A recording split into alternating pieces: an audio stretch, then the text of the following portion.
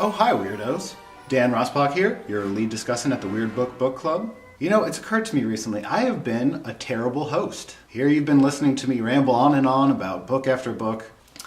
Let's see. There must be something around here I can offer as a welcome gift.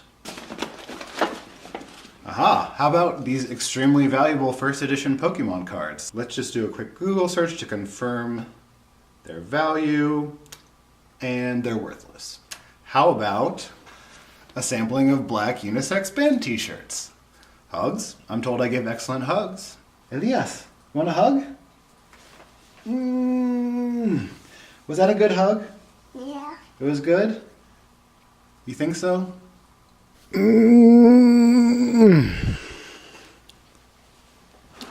And now that we've shared that tender embrace, this is a great and very natural time to transition over to our review of Gingerbread, the latest novel by Helen Oyeyemi. It's basically the literary equivalent of a warm hug from your grandmother who wants to overthrow capitalism. This review is recommended if you like joy, goodness, the equitable redistribution of wealth. Now, I don't want to oversell it, but for me, Helen Oyeyemi's literary output is essentially an objective good. A beacon of hope in our dark times. Christ's second incarnation in ink and wood pulp. Hyperbole aside, she really is a writer whose work I would recommend to just about anyone. It's such an unqualified pleasure to just sit back and see where her imagination is going to take you. The second you think you've got a grasp on the plot, she'll pivot effortlessly from family drama to a modern retelling of a fairy tale to philosophical musings on the nature of authorship and identity, which might sound kind of airy and theoretical, but Oyeyemi also has this incredible talent for making you feel deeply about her characters, right before she places them in mortal danger. As you'd imagine, this can evoke a very visceral reaction. I frequently find myself clutching at imaginary pearls, frantically flipping pages forward to see how some life and death scenario is going to resolve. And the sort of dark irony in all of this is that it's often the very qualities that made you, the reader, fall in love with a protagonist that unsettles and outrages the fictional society that they live in. Oyeyemi addressed this dynamic actually in an interview she did 3 years ago for her other novel, Boy, Snow, Bird. She said, "I'm very interested in strange women, I suppose. Women who are for some reason not able to express emotion in a way that wins them friends. So I like unsympathetic heroines and wicked stepmothers, and the evil fairy that shows up in Sleeping Beauty. All the characters in the book have to go through their lives dealing with how other people react to the way that they look. And it's not something that they are necessarily interested in. All of them want to be observers rather than to be observed. So there's always this real struggle between them as intellectuals and them as objects, which I guess is what tends to happen to clever, strange women. But okay, established fact, Helen Oyeyemi is great. But what about the particular pleasures of her new novel, Gingerbread? I'm going to do my best to break down a few of the major themes as I saw them without spoiling too many of the major plot elements. First is Oyeyemi's light touch with the fantastical element in this novel. Some of the marketing and online discussion around this novel has described it as a modern retelling of the Hansel and Gretel tale, which to me feels like kind of a major overstatement. Some of the familiar images are there: a farming family that can never quite afford enough food, the sturdy, dark, alluring gingerbread of the title. But the resemblance between the two tales is less like an Andy Warhol reproduction and more like two portraits that happen to be painted with the same color palette. The magical elements of Gingerbread feel more like a mix of good luck and subtle social influencing. We're introduced to 3 generations of women in the Lee family who've inherited a recipe for gingerbread that seems to have interesting effects on the people who eat it. Its heady mix of spice and sweet seems to jumpstart the consumer's sense of excitement and well-being, an undeniable jolt of emotion that keeps them coming back for more. The Lees have definitely noticed that powerful people who become hooked on their cookies also seem to become more susceptible to suggestion. They occasionally use this cookie currency to skirt around some of the social barriers that are, quite frankly, oppressing the hell out of them. The parallels to social media influencers, people who are able to impact our tastes, purchasing decisions, our fundamental ideas of success through a constant dopamine drip of pleasurable content, I think that metaphor is lurking somewhere in the background. And of course, The feminist and lit major portions of my brain were greatly titillated by the Lees' ability to carve out a decent life for themselves through domestic rituals that were traditionally dismissed as women's work, baking, interior decoration, and even a brief stint of spokesmodeling. The counterpoint to all this wholesome emotional labor is bad old capitalism, with its capacity to endlessly co-opt pure, authentic, individual forms of expression and turn them into profit-making mechanisms for the already wealthy. The Lees actually come from a sort of mystical land called Druhastrana, whose primary defining characteristic is that it's turned its back on the rest of the tangible world and sort of isolated itself into its own little magical dimension of some kind. Here, citizens need not worry about discrimination based on gender, sexual orientation. The abiding philosophy of Druhastranian society seems to be that economic oppression is quite good enough for them, thank you. So, magical elements aside, the elements of class struggle and oppression in this portion of the novel are very tangible and real. In Gingerbread, the ambassador for this particular brand of exploitation arrives in the form of a distant relative who wants to sell their gingerbread and their image of untainted, farm-raised innocence to the masses.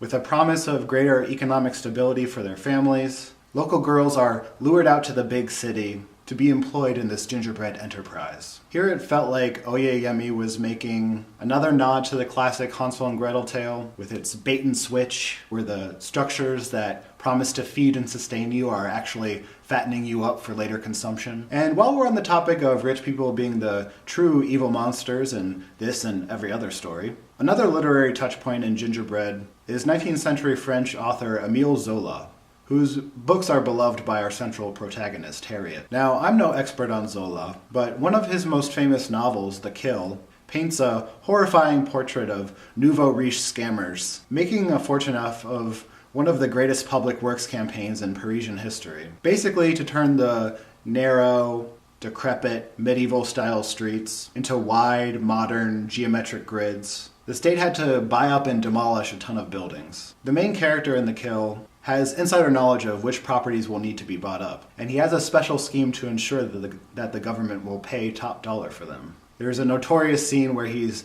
describing his plan to his dying wife, talking about slicing up the city like a dead animal's carcass. Look over towards Le Halles. They've cut Paris into 4. With that, extending his open hand and wielding it like the sharp edge of a cutlass, he made as if to slice the city into 4 parts. You mean the Rue de Rivoli and the new boulevard they're putting through? His wife asked. Yes, the Great Crossing of Paris, as they're calling it. They're clearing out that area around the Louvre and the Hôtel de Ville, but that's mere child's play, just enough to whet the public's appetite. When the first network of new streets is finished, the big dance will begin. The second network will cut through the city in all directions to link the suburbs to the first network. The buildings that need to be cleared away will collapse in clouds of plaster. Look, follow my hand. From the Boulevard du Temple to the Barrière du Trône, 1 cut. Then over this way, from the Madeleine to the Monceau Plain, another cut. And a 3rd cut in this direction, a 4th in that direction, a cut here, another farther out. Cuts everywhere, Paris slashed to pieces with a saber, its veins laid open to provide nourishment for 100,000 excavators and masons, and in the end, you'll have a city crisscrossed by fine strategic highways that will put fortresses right in the hearts of the old neighborhoods. Night was coming on. Saccard's wizened, muscular hand continued slashing away at the void. Angèle trembled slightly at the sight of his living blade, these iron fingers pitilessly hacking at the endless expanse of dark rooftops. The haze on the horizon had just begun to roll in from the heights, and in her imagination she heard distant cracking sounds from the darkened vales below, as if her husband's hand really were making the cuts he was describing, slicing Paris up from one end to the other, smashing beams, crushing masonry, and leaving behind long and hideous wounds where the walls had collapsed. The smallness of the hand, so implacably attacking its giant prey, was ultimately frightening to behold, and as it effortlessly ripped the entrails of the enormous city to shreds, it seemed to take on a peculiar glint of steel in the twilight tinged with blue. So yeah, as in Zola, the wealthy are basically like the real-life supervillains in Gingerbread. They're using the Lee family's one tool of agency and resistance, to basically force a new generation of women into indentured servitude. That is, until Harriet befriends a changeling. Unlike in most folklore where changelings are essentially monsters disguised as babies, bringing terrible misfortune upon innocent households, Oyeyemi casts them more as a destabilizing force, tasked with being reborn into different identities, quantum leap style, so they can topple unjust systems from the inside, man. This childhood friendship is a great source of comfort and confidence for Harriet, even after she's forced to emigrate from her fairy tale-like homeland to modern-day London. She grows up, she has a daughter who's basically her new best friend, but she can't quite overcome the anxiety about their ability to form lasting, meaningful relationships outside of their family circle. To some extent, I think that tentativeness and distrust is supposed to go sort of hand in hand with their experience as immigrants. Despite the trauma and lack of opportunities that led them to leave their homeland, everything outside of that original context seems a bit less real, more transactional, subject to change and chance. Will the Lee family ever learn to thrive in their new environment? Will Harriet ever be reunited with her childhood bestie? Am I trying to cover up my lack of a final, summarizing statement by asking a bunch of random rhetorical questions? You'll have to read Gingerbread to find out the rest. For style, scope, and overall weirdness, I give Helen Oyeyemi's Gingerbread 4 out of 5 suspicious saccharine structures. Like I said, you really can't go wrong with Oyeyemi. She's one of those authors who will make you laugh like an idiot, while also somehow making you feel smarter for being able to follow along with all the twists and turns of her plot. For me, Gingerbread has cemented her as one of those authors where every new book they put out is going to feel like an early Christmas present. Next steps, next steps.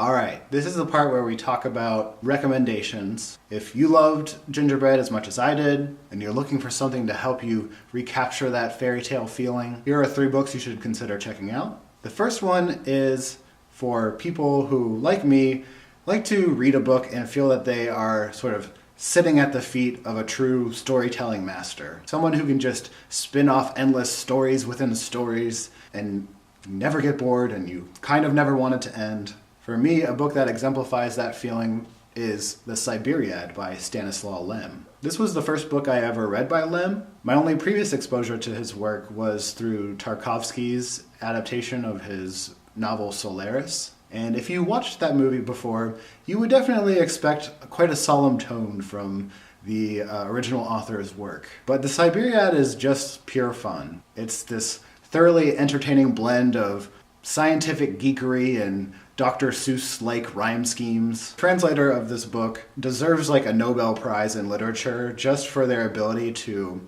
capture the extensive pun runs that occur in these narratives. Again, it's one of those narratives that is just going to be a blast to read, and at the same time you come out feeling a little bit more enlightened about the world. Secondly, if you're thirsty for your next dose of changeling lore, maybe you share some of Harriet Lee's anxieties about all the fucked up character traits you're passing down to your children. Also, reaffirming your long-held suspicion that rich people are the worst. You definitely need to check out The Changeling by Victor Laval. My husband and I listened to this as an audiobook right as we were adopting our first child, and boy did it ever reinforce several feelings of dread and insufficiency that probably comes along with every person's experience of parenthood. Laval is able to execute so many interesting threads of commentary about this notion of self-sacrifice that's tied up in our notions of parenthood, particularly in the expectations that are put upon new mothers. And again, it's just extremely funny, and there are moments in this book that scared the shit out of me.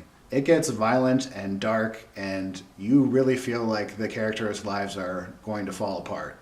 But then there's a cute baby at the end. So what else do you want? Third and finally, I want to recommend another book that embraces this mixture of absurdist social commentary and also these deep, humane relationships that empower characters to overcome seemingly impossible circumstances. I'm going to recommend The Master and Margarita by Mikhail Bulgakov. In a lot of online discussion forums, I've seen a bunch of people point this out as their favorite book of all time. And my first question for those people is, who are you? I mean, sure, everyone loves the story of a demonic cat who is rampaging through Russian society. But like, so much of this book is about the difficulties of securing good housing in the capital at that time, speculation on foreign currency that was undermining the fabric of Soviet society. Plus, like, there's this mini novel within the novel about Pontius Pilate. It took me 3 rereadings of this book to feel like I sort of grasped what was going on. And it's great. I would reread it again. But it also has this supernaturally heartwarming relationship at its core between the title characters, the master, who is a novelist, and Margarita, who is a fly-ass lady who learns to love witchcraft. And I'd say that those characters are on screen in the novel for maybe a third of the runtime, but somehow you become really invested in what's going to happen to them and how they're going to find some hope for long-term stability in their lives together. So, that's all I have to talk about for today. Who are some of the contemporary authors who make you bounce off the walls with excitement when you hear about an upcoming release? What are some of your favorite retellings and twists on classic folklore? Did you have strong feelings about Gingerbread? Would you recommend this as a starting point for new Helen Oyeyemi readers? Let me know in the comments below. If you love me and you want to get more hugs, please like, comment, and subscribe. And until next time, happy reading, weirdos.